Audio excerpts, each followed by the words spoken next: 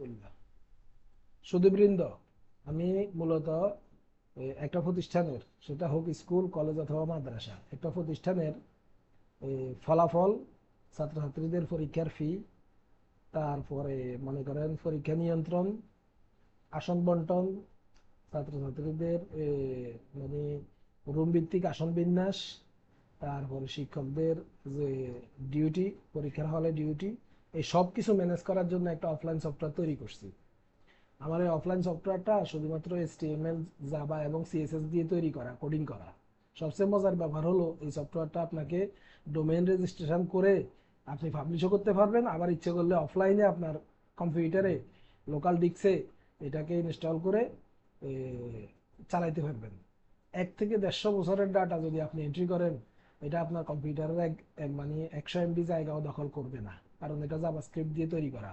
আমি এখন আমার এই ওয়েবসাইটটা পাসওয়ার্ড দিয়ে প্রোটেকশন করা, আমি এখন পাসওয়ার্ড এবং ইউজার আইডি এবং পাসওয়ার্ড দিয়ে লগ ইন করে এর ইন্টারফেসগুলো, ভিতরে বিস্তারিত ইন্টারফেসগুলো আপনাদেরকে দেখাবো। আপনারা একটু মনোযোগ দিয়ে দেখলে খেয়াল করবেন, আমার এটা কিন্তু কোনো ইন্টারনেট কানেকশন লাগবে না। এই যে আমি এখন ইন্টারনেট কানেকশনটা আমার এখান থেকে অফ করতেছি, হ্যাঁ, আমার এখানে আমি ইন্টারনেট কানেকশনটা সম্পূর্ণ অফ করে দেব। ইন্টারনেট কানেকশন অফ, এটা কোনো ডোমেইনে নাই। এই যে দেখেন, এটা কোনো ডোমেইনে নেই, আমার ডি ড্রাইভে আছে, এই যে লোকাল ড্রাইভ ডিতে এটা ইনস্টল করা আছে এবং এটা এখান থেকে চলবে। তো আমার প্রতিষ্ঠানের নাম দাইয়া বিবি আজিমউদ্দিন আহমেদ আলিম মাদ্রাসা। আমি মূলত ওয়েব পেজটা তো মানে ওয়েব অ্যাপ্লিকেশনটা তৈরি করার সময় আমার প্রতিষ্ঠানের নাম দিয়ে প্রতিষ্ঠানের জন্যই তৈরি করেছি। দেখেন এখানে ড্যাশবোর্ডে আমি ক্লিক করছি, এখানে এগুলো হলো মেনু, ড্যাশবোর্ড, শিক্ষক তালিকা, পরীক্ষার রুটিন, হল ও সিট প্ল্যান, পর্যবেক্ষক তালিকা, শিক্ষার্থী তালিকা, payment info, marksheet, tabulation sheet, transcript, result search, এরপরে অ্যাডমিন। আমি সবগুলো আপনাদেরকে একটা একটা করে দেখাবো। আপাতত ড্যাশবোর্ডে দেখেন কি আছে। আমার এখানে আমি আমাদের প্রতিষ্ঠানে 1, 2 এবং 3 নুরানি, এই 3টা শ্রেণীর শিক্ষার্থীদের আমি ডাটা এন্ট্রি করি নেই। এখানে মোট 734 জন শিক্ষার্থী দেখতে পাচ্ছেন, এরা হলো ক্লাস 4 থেকে 11 ক্লাস, মানে আলিম প্রথম বর্ষ পর্যন্ত। যেহেতু আমাদের আলিম দ্বিতীয় বর্ষ আবার পরীক্ষা দিয়ে দেবে, আমি ওদের নামও এন্ট্রি করি নেই। দেখেন সামারি দেখাইতেছে, ইবতেদায়ী স্তর 195 জন ছাত্র, 86 ছাত্রী, 109। এই যে সবগুলো ক্লাসের, এই যে প্রত্যেকটা শ্রেণীর আলাদা আলাদা করে আবার দেখাইতেছে। আমি যদি এটা প্রিন্ট করি, আমার এই তথ্যটা, হ্যাঁ প্রিন্ট করব, এই যে দেখেন প্রিন্ট কমান্ড দেওয়ার সাথে সাথে এই প্রত্যেকটা শ্রেণীতে ছাত্র এবং ছাত্রী এবং মোট কত, এবং নিচে পরীক্ষা নিয়ন্ত্রকের স্বাক্ষর এবং অধ্যক্ষের স্বাক্ষর, এটা অটোমেটিক্যালি আসছে, কারণ আমি অ্যাডমিনে এই স্বাক্ষরগুলা অটোমেটিক দিয়ে দিছি আমি, মানে স্ক্যান করে আপলোড করে দিছি। আপনারা যদি ওই মানে স্বাক্ষরগুলো ম্যানুয়ালি করতে চান, তাহলে এগুলা আপলোড না করলে এখানে খালি ঘর আসবে, খালি ঘরের মধ্যে আপনি স্বাক্ষর করতে পারবেন। তো আমি এটা আপনাদেরকে ড্যাশবোর্ড দেখালাম, এবার একে একে সবগুলো মেনু দেখাবো, হ্যাঁ, একটু ভালো করে মনোযোগ দিয়ে দেখবেন। এই যে শিক্ষক তালিকা, আমার এখানে সব শিক্ষকদের নামের তালিকা আছে। আবার দেখেন পাশে অ্যাকশন বাটন আছে, ভুল হইলে যে কোনো সময় আপনি ডিলিট করতে পারবেন, আবার এডিটও করতে পারবেন। আবার নতুন একজন শিক্ষকের নাম যদি যোগ করতে চান, এখানে এই যে নতুন শিক্ষক দিলে নতুন শিক্ষকের এই যে একটা ফরম আসবে, ফরমের মধ্যে শিক্ষকের নাম, পদবি, মোবাইল নাম্বার দিয়ে সংরক্ষণ করুন, বাটনে ক্লিক করলে সংরক্ষণ হয়ে যাবে। আবার আপনি যদি এই তালিকাটা প্রিন্ট করতে চান, এই যে আগের মতো প্রিন্ট বাটনে ক্লিক করার সাথে সাথে এটা এই যে প্রিন্ট হয়ে যাবে। মজার ব্যাপার হলো প্রত্যেকটা রিপোর্ট প্রিন্ট করার সময় উপরে মাদ্রাসার লোগো, নাম, ঠিকানা চলে আসবে, হ্যাঁ। এবার আমি অন্য মেনুগুলো দেখাইতেছি। এই যে পরীক্ষার রুটিন, যেহেতু আমাদের অর্ধবার্ষিক পরীক্ষার রুটিন এখনো আসে নাই, এই কারণে আমি এন্ট্রি করি না। এখানে প্রত্যেকটা শ্রেণীর রুটিন, একটা শ্রেণী আমি ডামি, এটা ডামি জাস্ট এন্ট্রি করে রাখছি আর কি, আমি আবার এটা এডিট অথবা ডিলিট করতে পারবো। এরপর হল ও সিট প্ল্যান এখনো তৈরি হয়নি, কেন? আমি পরীক্ষার রুটিন এন্ট্রি না দেওয়া পর্যন্ত হল এবং সিট প্ল্যানের মডিউলটা অ্যাক্টিভ হবে না। হল পরীক্ষার রুটিন দেওয়ার সাথে সাথে হল ও সিট প্ল্যানিংটা অ্যাড হয়ে যাবে। এবার আপনার কয়টি হল দরকার, শিক্ষার্থী কতজন, আপনি রুম নাম্বার সেট করলে অটোমেটিক্যালি ছাত্রগুলার হল প্ল্যান তৈরি হয়ে যাবে। এবার এই যে পর্যবেক্ষক তালিকা, এখানে আমি একটা দিয়ে দেখাইছি, আমি আপনাদেরকে আরেকটা নতুন এন্ট্রি করে দেখাই। মনে করলাম যে আমার জুন মাসের 26 তারিখে একটা পরীক্ষা আছে। এখন এখানে আমি কক্ষ নাম্বার লিখলাম, মনে করেন 301। এবার আমি পর্যবেক্ষক তালিকা নির্বাচন করব। দেখেন আমাকে নাম লিখতে হবে না, আমার শিক্ষকদের নাম লেখার সাথে সাথে এখানে শিক্ষকদের নাম ড্রপ ডাউন বক্সে অটোমেটিক চলে আসছে, আপনি যে কোনো দুজনকে দিয়ে দিলেন। এবার একই দিনে যদি অন্য আরো পরীক্ষা থাকে অন্য হলে, আপনি একজন শিক্ষককে দুই জায়গায় দেওয়ার কোনো সিস্টেম নাই, কারণ সফটওয়্যার এটা নেবে না। যেহেতু একজন শিক্ষক এক জায়গায় বুক হয়ে গেছে, উনাকে দ্বিতীয়বার আরেক জায়গায় দেওয়ার কোনো সুযোগ নাই। এটা হলো এই সফটওয়্যারের সবচেয়ে সুবিধা। এরপরে এই যে দেখেন শিক্ষার্থীর তালিকা, আমার এখানে সব শিক্ষার্থীর তালিকা আছে। আবার আমি ফিল্টার করে মনে করেন শুধু ক্লাস 10-এর শিক্ষার্থীদেরকে দেখবো, আবার শুধু ক্লাস 10-এর শিক্ষার্থী দেখাবে। এবার আমি যদি এই তালিকাটা প্রিন্ট করতে চাই, দেখেন এখানে কিন্তু প্রত্যেকটা রোতে একজনের নাম আছে, হ্যাঁ। কিন্তু আমি যখন প্রিন্ট করব, প্রত্যেকটা রোতে একজনের নাম যদি আসে, তাহলে আমার কাগজ বেশি দরকার। এই কারণে আমি প্রিন্ট অপশন সেট আপ করছি এইভাবে, এই যে A4 সাইজের প্রতিটা কাগজে দুইটা করে রো আসবে। দেখেন এই যে দুইটা করে রো আসবে, দুইটা করে রো আসবে, যাতে করে এই যে এক মানে প্রথমে একটা পেজ, তারপর আরেকটা পেজে অর্ধেক, মানে একটা কাগজের এ ফিট আর ও ফিট, একটা ক্লাসের শিক্ষার্থী শেষ। আপনি একটা A4 কাগজের এ ফিট এবং ও ফিটে মোট 180 জন শিক্ষার্থী, এই যে প্রতিটা রোতে 32টা করে, তাহলে 32 গুণ 4, 120, 128 জন শিক্ষার্থী হলেও আপনার একটা পেজের বেশি লাগবে না। আমি এইভাবে সেট আপ করছি, প্রিন্টিং সেট আপ।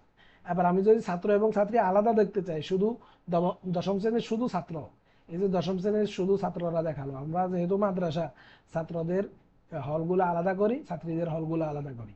তো এই ফিল্টার সুবিধাটা না থাকলে আপনি ছাত্রদের রোল নাম্বার খুঁজে পাবেন কিভাবে, আসন বন্টন করবেন কিভাবে, এটা হলো সুবিধা। আর আমি এই যে মনে করেন নবম শ্রেণী দিলাম, নবম শ্রেণীর শুধু ছাত্র দেখাচ্ছে, আমি এখানে যদি শুধু ছাত্রী সিলেকশন করি, তাহলে শুধু ছাত্রীদেরকে দেখাবে।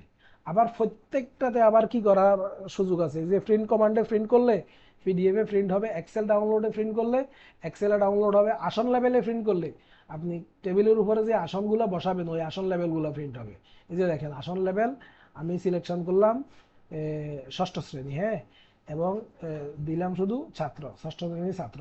এবার প্রিন্ট বাটন ক্লিক করলে দেখছেন, এই যে দেখেন সবগুলো আসন চলে আসছে। কিন্তু এই যে এগুলো আবার আপনি A4 সাইজের কাগজে মোট 20টা আসবে, আপনি এগুলা কেটে নিতে পারবেন। এখানে মাত্র একটা পেজ লাগবে আমার, এই যে একটা একটা শ্রেণীর ছাত্রদের জন্য একটা পেজ, একটা পেজের বাইরে শুধু একজন শিক্ষার্থী গেছে। তো এগুলা আপনি এবার স্কেল দিয়ে কেটে টেবিলের উপরে লাগিয়ে দিতে পারবেন অটোমেটিক্যালি, ফুললি অটোমেটেড। হ্যাঁ, এরপরে আমি দেখাই হলো পেমেন্ট ইনফো। এই যে পেমেন্ট ইনফোতে গেলাম, এখানে আমি পেমেন্ট ইনফোতে ফি কনফিগারেশন, এটা আপনি নিজে সেট আপ করে দেবেন। সেশন ফি কত, মাসিক বেতন কত, পরীক্ষার ফি কত, এটা আপনি এন্ট্রি দিয়ে দিলে সবগুলা ক্লাসের। এরপরে শিক্ষার্থীর তালিকার মধ্যে গেলে আমি শুধু ক্লাস 4-এরটা দেখব, কারণ আমি অন্য ক্লাসের দেখাই নেই। দেখেন ফি কনফিগারেশনে আমি শুধু চতুর্থ শ্রেণীর সেশন ফি 350 টাকা, মাসিক বেতন 50 টাকা, পরীক্ষার ফি 400 টাকা, এটা দামে দিয়ে দিলাম আর কি। এবার শিক্ষার্থীর তালিকার মধ্যে গেলে এই যে প্রত্যেকটা স্টুডেন্টের 1000 করে দেখাচ্ছে, আর এই তাহসিন মাহমুদ ওর 200 টাকা দেখাচ্ছে। কেন? কারণ হলো ওর 17 আমি পরিশোধ দেখাইছি, জানুয়ারি, ফেব্রুয়ারি, মার্চ, এপ্রিল, মে, 5 মাসের বেতনের মধ্যে সে 4 মাসের বেতন দিছে, আর 1 মাসের বেতন বকেয়া রয়ে গেছে, দেখছেন? মানে আমি আংশিক পরিশোধ করছি, যে যেগুলো পরিশোধ করছি এগুলো পরিশোধ উঠে গেছে। এরপরে তার যে সেশন ফি, এই যে সেশন ফি 350 টাকার মধ্যে সে পরিশোধ করছে 300 টাকা, আর পরীক্ষার ফি 400 টাকার মধ্যে সে পরিশোধ করছে 300 টাকা। তাহলে তার বকে এখানে আছে 50, এখানে আছে 100, আর বেতনের মধ্যে 50, মোট 200 টাকা তার বকেয়া আছে। দেখেন এই যে এ, মোট 200 টাকা বকেয়া আছে। তো এটা এই কারণে এখানে এই যে হাইলাইট দেখাচ্ছে 200 টাকা বকেয়া। পরবর্তীতে সে বকেয়াগুলো পরিশোধ করলে এখানে লেখা উঠবে পরিশোধিত, টিক চিহ্ন উঠে যাবে। আর যখনই সব টাকা পরিশোধ হবে তখনই এ, মানে আমরা কি করতে পারবো, অ্যাডমিট কার্ড প্রিন্ট করতে পারবো। অ্যাডমিট কার্ড প্রিন্টেরও অপশন আছে, আমি সেটা দেখাচ্ছি আপনাদেরকে। আর এই যে সামারি, প্রতিদিন কত টাকা কালেকশন হলো, আপনি সামারি প্রিন্টে ক্লিক করলে শ্রেণীভিত্তিক আলাদা আলাদা সামারি প্রিন্ট করতে পারবেন, কোন ক্লাস থেকে কত টাকা আদায় হলো। আর এই যে পেমেন্টের ইতিহাস, এখানে এই যে পেমেন্টের ইতিহাস, আমি শুধু একজনের পেমেন্ট করছি যার কারণে একটাই এসছে। যতজন পেমেন্ট করবে প্রত্যেকটা ক্লাসের ক্লাস টিচার যদি এই সফটওয়্যারটা ব্যবহার করে, তাহলে প্রত্যেকে আলাদা আলাদাভাবে ইনপুট দিতে পারবে, কিন্তু এক জায়গায় এসে এই তথ্যগুলা জমা হবে। এরপরে এই যে মার্কশিট, আপনি মার্কশিটগুলা আগে সেট করবেন। হ্যাঁ, মার্কশিট সেট আপ, এই যে চতুর্থ শ্রেণী, আমি মার্কশিট সেট আপের মধ্যে এই যে বিষয়গুলা, কোরআন মাজিদ ও তাজবিদ, স্কুল হলেও তারা বাংলা প্রথম, বাংলা দ্বিতীয়, ইংরেজি প্রথম, ইংরেজি দ্বিতীয়, এইভাবে এই যে এগুলা ক্রস বাটনে ক্লিক করলে কেটে যাবে। আগে আপনাকে লিখতে হবে বিষয়ের নাম, তারপরে এই বিষয়ের মোট নাম্বার, এমসিকিউ সিকিউ ব্যবহারিক আছে কিনা।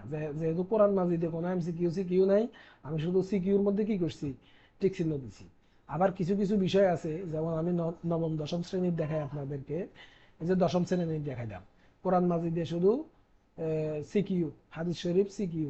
আবার এই যে দেখেন বাংলা প্রথম, সিকিউ 70, এমসিকিউ 30, ব্যবহারিক নাই। আবার আইসিটি দেখেন, এই আইসিটি, এই যে সিকিউ নাই, এমসিকিউতে 25, ব্যবহারিক 25।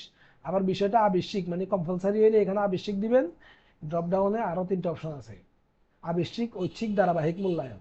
যদি ধারাবাহিক মূল্যায়ন হয় এটা গ্রেডিং এ আসবে না। ঐচ্ছিক যদি সিলেকশন করেন, তাহলে ঐচ্ছিক বিষয় থেকে 2.0-এর উপরে যা পাবে সেটা গ্রেডিং এ আসবে। মানে সবকিছু অটোমেটেড। এরপর আপনি যদি টেবুলেশন শিট প্রিন্ট করতে চান, যেমন আমি একটা শ্রেণীর, দশম শ্রেণীর একটা কয়েকজন শিক্ষার্থীর মানে প্রাপ্ত নাম্বার এখানে দিয়ে দিছি। কয়েকজন শিক্ষার্থীর প্রাপ্ত নাম্বার আমি এখানে দিয়ে দিছি। দেখেন যে অল্প কয়েকজনের দিছি, এটা ডামি, বাকিগুলো আমি পরে করবো। এই যে যে কয়েকজন তথ্য ইনপুট দিয়ে তাদের মধ্যে যে দেখেন অটোমেটিক্যালি রেজাল্ট আসছে। মোট নাম্বার 830, জিপিএ 300, 3.63 কৃতকার্য। আর একজন 800 নাম্বার পাইছে, কিন্তু সে একটা বিষয় ফেল করছে, যে সাধারণ গণিত।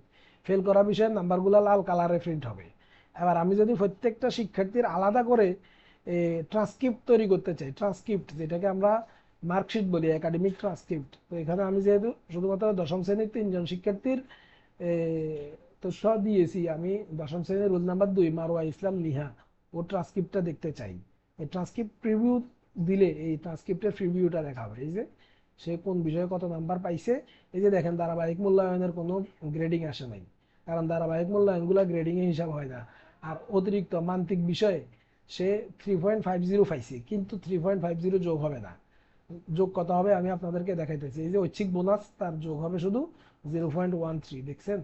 এবার আমি প্রিন্ট বাটনে ক্লিক করলে জিনিসটা আপনারা ক্লিয়ার হয়ে যাবেন। ট্রান্সক্রিপ্ট প্রিন্ট, আমি যখন প্রিন্ট বাটনে ক্লিক করব, দেখেন এই যে একজন শিক্ষার্থীর, এই যে মারওয়া ইসলাম নিহা, রোল নাম্বার 2, দশম শ্রেণী, অর্ধবার্ষিক পরীক্ষা, পিতার নাম আর মাতার নাম আমি লিখি নাই, আপনি যখন লিখবেন অটোমেটিক এখানে চলে আসবে। এই যে দেখেন মোট প্রাপ্ত নাম্বার 846, জিপিএ 3.63, যেখানে অতিরিক্ত বিষয়ের বোনাস আছে 0.13, কারণ সে অতিরিক্ত বিষয় পাইছে হলে এ মাইনাস। হ্যাঁ, চূড়ান্ত জিপিএ 3.63। আবার এখানে পরীক্ষা নিয়ন্ত্রকের স্বাক্ষর এবং অধ্যক্ষের স্বাক্ষর অটোমেটিক্যালি। এটা কিভাবে আসছে আমি সেটাও দেখাই। এই যে অ্যাডমিন প্যানেলে, আপনি যখন অ্যাডমিন প্যানেলে যাবেন, এখানে এই যে আমার প্রতিষ্ঠানের নাম আপনি ইচ্ছে করলে চেঞ্জ করতে পারবেন, ঠিকানা। এই অর্ধবার্ষিক পরীক্ষা যখন বার্ষিক আসবে, তখন আমি এখানে অর্ধবার্ষিকটাকে কেটে বার্ষিক পরীক্ষা লিখে দেব। তারপরে যে অধ্যক্ষের নাম চেঞ্জ করা যাবে, তারপর পরীক্ষা নিয়ন্ত্রকের নাম চেঞ্জ করা যাবে। আপনি কোনো রকম চেঞ্জ করলে এখানে সংরক্ষণ বাটন ক্লিক করলে তখন সংরক্ষণ হবে। এই যে স্বাক্ষর আপলোড, আমি এখানে স্বাক্ষরটা আপলোড করে দিছি, এই কারণে যতগুলো রিপোর্ট প্রিন্ট করব সব জায়গায় স্বাক্ষরগুলো অটোমেটিক্যালি অ্যাড হয়ে যাবে, এবং সবগুলা পেজের সেটআপ হলো A4 সাইজ। তো ধন্যবাদ। আমি এটা আপনাদেরকে মূলত ডামি দেখানোর জন্য, আমার সফটওয়্যারটা কিভাবে কাজ করে ডামি দেখানোর জন্য এই ভিডিওটা তৈরি করছি। কেউ যদি ইন্টারেস্টেড হন, এই যে প্রত্যেকটা পেজের নিচে, হ্যাঁ, আমার মোবাইল নাম্বার দেওয়া আছে। এই যে প্রত্যেকটা পেজের নিচে যে কপিরাইট ফুটার, সেখানে আমার মোবাইল নাম্বার দেওয়া আছে। আমি এটা যখন পোস্ট করব, তখনও আমার মোবাইল নাম্বার দেব, আমার মোবাইল নাম্বারে যোগাযোগ করতে পারবেন। হ্যাঁ, আমার মোবাইল নাম্বারটা দিয়ে দেব। এই যে কপিরাইট ফুটারের নিচে, হ্যাঁ, আমি আমার মোবাইল নাম্বার এখানে দিই নাই, ওই যে মার্কশিটের মধ্যে দিছি আর কি। আমি যখন ফেসবুকে আপলোড করবো আমার মোবাইল নাম্বার দিয়ে দেবো, যোগাযোগ করলে আপনারা নিতে পারবেন। আমি লোগোটা, আপনাদের প্রতিষ্ঠানের নাম, ইউজার আইডি এবং পাসওয়ার্ড আমি প্রাইমারি ভাবে সেট করে দেবো। পরবর্তীতে আপনারা ইচ্ছে করলে এটা চেঞ্জও করতে পারবেন। ধন্যবাদ সবাইকে।